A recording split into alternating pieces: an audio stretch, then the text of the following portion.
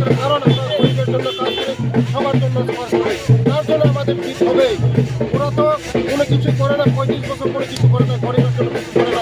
কংগ্রেস হয়েছে, ওরা কিছু করে নেই। আমরাই মোদীজির নেতৃত্বে যে সরকার চলছে, আমাদের জনপ্রিয় মুখ্যমন্ত্রীকে দেওয়ার সরকার করে ভারত আমাদের জিত চাই, তার জন্য সবার জিত। নমস্কার।